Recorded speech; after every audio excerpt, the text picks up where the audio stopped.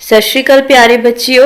12ਵੀਂ ਦਾ ਵਿਸ਼ਾ ਟੈਕਨੋਲੋਜੀ ਅਤੇ ਈ-ਕਮਰਸ ਭਾਗ ਦੂਜਾ ਦਾ ਅਗਲਾ ਟੌਪਿਕ ਜਿਸ ਦਾ ਨਾਮ ਹੈ ਮੀਨਿੰਗ ਅਤੇ ਹਿਸਟਰੀ ਆਫ ਇੰਟਰਨੈਟ ਲੈ ਕੇ ਮੈਂ ਹਾਜ਼ਰ ਹਾਂ ਪਰਜਿੰਦਰ ਕੌਰ, ਵੋਕੇਸ਼ਨਲ ਮਿਸਟਰੈਸ, ਸਰਕਾਰੀ ਸੀਨੀਅਰ ਸੈਕੰਡਰੀ ਸਕੂਲ ਰਟੌਲ। ਸੋ ਅਸੀਂ ਚੱਲਦੇ ਹਾਂ ਆਪਣੇ ਟੌਪਿਕ ਦੇ ਵੱਲ। ਸਿਲੇਬਸ ਦੇ ਅਕੋਰਡਿੰਗ ਜਿਹੜਾ ਤੁਹਾਡਾ ਅੱਜ ਦਾ ਟੌਪਿਕ ਹੈ introduction and history of internet.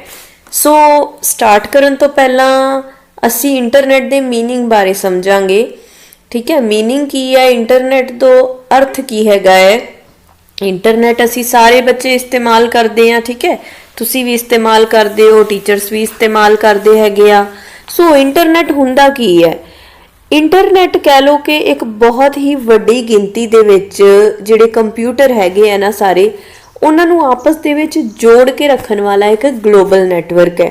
ਇੱਕ ਇਹੋ ਜਿਹਾ ਨੈਟਵਰਕ ਜਿਹੜਾ ਕਿ ਦੁਨੀਆ ਦੇ ਸਾਰੇ ਕੰਪਿਊਟਰਾਂ ਨੂੰ ਆਪਸ ਦੇ ਵਿੱਚ ਜੋੜਦਾ ਹੈ, ਉਸ ਨੂੰ ਇੰਟਰਨੈਟ ਕਿਹਾ ਜਾਂਦਾ ਹੈ। ਜਾਂ ਫਿਰ ਕੀ ਕਹਿ ਸਕਦੇ ਹਾਂ ਅਸੀਂ, ਇੰਟਰਨੈਟ ਕਈ ਨੈਟਵਰਕਾਂ ਤੋਂ ਮਿਲਾ ਕੇ ਬਣਿਆ ਹੋਇਆ ਇੱਕ ਵੱਡਾ ਨੈਟਵਰਕ ਹੁੰਦਾ ਹੈ। ਬਹੁਤ ਸਾਰੇ ਛੋਟੇ-ਛੋਟੇ ਨੈਟਵਰਕ ਆਪਸ ਦੇ ਵਿੱਚ ਜੁੜੇ ਹੁੰਦੇ ਆ। ਸੋ ਇਹ ਸਾਰੇ ਮਿਲ ਕੇ ਆਪਸ ਦੇ ਵਿੱਚ ਇੱਕ ਵੱਡਾ ਨੈਟਵਰਕ ਬਣਾਉਂਦੇ ਆ ਜਿਸ ਨੂੰ ਅਸੀਂ ਇੰਟਰਨੈਟ ਕਹਿੰਦੇ ਆ। ਠੀਕ ਹੈ, ਇੰਟਰਨੈਟ ਦੇ ਰਾਹੀਂ ਅਸੀਂ ਸੰਸਾਰ ਦੇ ਵੱਖ-ਵੱਖ ਹਿੱਸਿਆਂ ਦੇ ਵਿੱਚ ਪਏ ਕੰਪਿਊਟਰ, ਠੀਕ ਹੈ, ਦੁਨੀਆ ਦੇ ਕਿਸੇ ਵੀ ਕੋਨੇ ਦੇ ਵਿੱਚ ਕੋਈ ਵੀ ਕੰਪਿਊਟਰ ਪਿਆ ਹੈ, ਉਸ ਦੇ ਨਾਲ ਅਸੀਂ ਕਨੈਕਟੀਵਿਟੀ ਬਣਾ ਸਕਦੇ ਹਾਂ, ਉਸ ਦੇ ਨਾਲ ਅਸੀਂ ਕਮਿਊਨੀਕੇਸ਼ਨ ਸਥਾਪਿਤ ਕਰ ਸਕਦੇ ਹਾਂ। ਤੁਸੀਂ ਇੰਟਰਨੈਟ ਦਾ ਇਸਤੇਮਾਲ ਕਰਦੇ ਹੋ, ਇੰਟਰਨੈਟ ਦੇ ਥਰੂ ਤੁਸੀਂ ਆਪਣਾ ਮੋਬਾਈਲ ਜਿਹੜਾ ਹੈ ਉਹ ਯੂਜ਼ ਕਰਦੇ ਹੋ, ਤੁਸੀਂ YouTube ਤੋਂ ਵੀਡੀਓਜ਼ ਜਿਹੜੀ ਦੇਖ ਰਹੇ ਹੋ ਇਹ ਵੀ ਥਰੂ ਇੰਟਰਨੈਟ ਹੀ ਦੇਖ ਰਹੇ ਹੋ।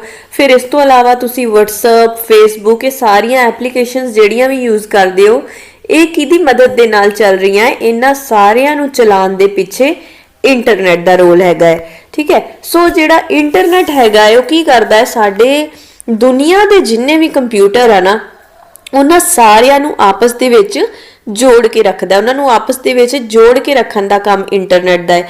ਤੇ ਇਹਦੇ ਉੱਤੇ ਅਸੀਂ ਬਹੁਤ ਸਾਰਾ ਡਾਟਾ ਸ਼ੇਅਰ ਕਰ ਸਕਦੇ ਹਾਂ, ਐਕਸਚੇਂਜ ਕਰ ਸਕਦੇ ਹਾਂ। ਕੋਈ ਵੀ ਦੋ ਕੰਪਿਊਟਰ, ਠੀਕ ਹੈ, ਇਹ ਨਹੀਂ ਕਿ ਇੱਕ ਜਗ੍ਹਾ ਤੇ ਆਮਨੇ ਸਾਹਮਣੇ ਉਹ ਦੋ ਕੰਪਿਊਟਰ ਪਏ ਹੋਣ।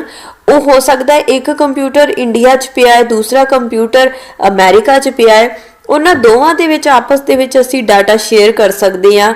ਡਾਟਾ ਕਿਸ ਤਰੀਕੇ ਦਾ? ਟੈਕਸਟ ਦੇ ਫਾਰਮ ਦੇ ਵਿੱਚ। ਟੈਕਸਟ ਕਿਹਨੂੰ ਕਹਿੰਦੇ? ਜਿਵੇਂ ਜੋ ਮੈਂ ਟਾਈਪ ਕੀਤਾ ਇਸ ਨੂੰ ਟੈਕਸਟ ਕਿਹਾ ਜਾਂਦਾ ਹੈ।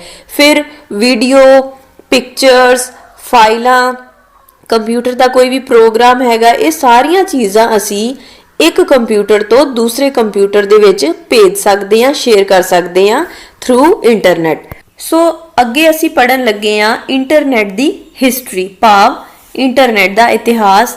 ਇੰਟਰਨੈਟ ਹੋਂਦ ਦੇ ਵਿੱਚ ਕਦੋਂ ਆਇਆ, ਕਿਸ ਤਰੀਕੇ ਦੇ ਨਾਲ ਫਿਰ ਇਸ ਦੇ ਵਿੱਚ ਡਿਵੈਲਪਮੈਂਟ ਹੋਈ, ਤੇ ਅੱਜ ਦੇ ਦੌਰ ਦੇ ਵਿੱਚ ਜਿਹੜਾ ਇੰਟਰਨੈਟ ਅਸੀਂ ਇਸਤੇਮਾਲ ਕਰ ਰਹੇ ਹਾਂ ਇਹਨੇ ਕਿੰਨੇ ਪੜਾਅ ਪੂਰੇ ਕੀਤੇ, ਤੇ ਇਹ ਅੱਜ ਜਿਹੜਾ ਕਿ ਹਰ ਇੱਕ ਵਿਅਕਤੀ ਦੇ ਪਹੁੰਚ ਦੇ ਵਿੱਚ ਹੋ ਚੁੱਕਿਆ ਹੈ।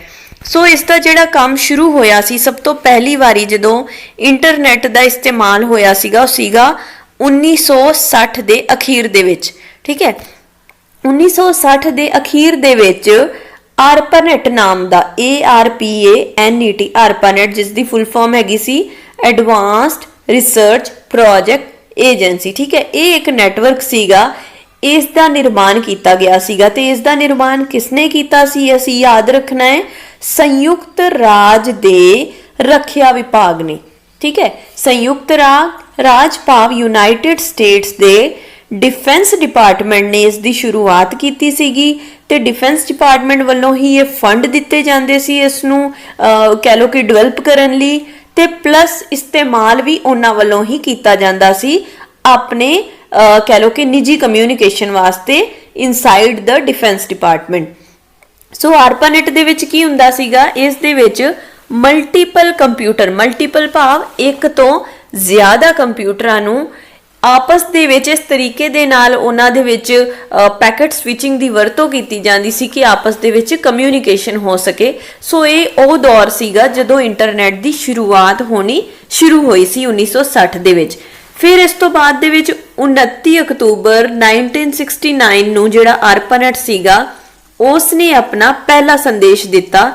ਇੱਕ ਕੰਪਿਊਟਰ ਤੋਂ ਦੂਜੇ ਕੰਪਿਊਟਰ ਤੇ, ਇੱਕ ਕੰਪਿਊਟਰ ਤੋਂ ਦੂਜੇ ਕੰਪਿਊਟਰ ਤੇ ਜਿਹੜਾ ਅਸੀਂ ਸੰਦੇਸ਼ ਦਿੰਨੇ ਆ ਉਸ ਨੂੰ ਨੋਡ ਟੂ ਨੋਡ ਸੰਚਾਰ ਕਿਹਾ ਜਾਂਦਾ ਹੈ।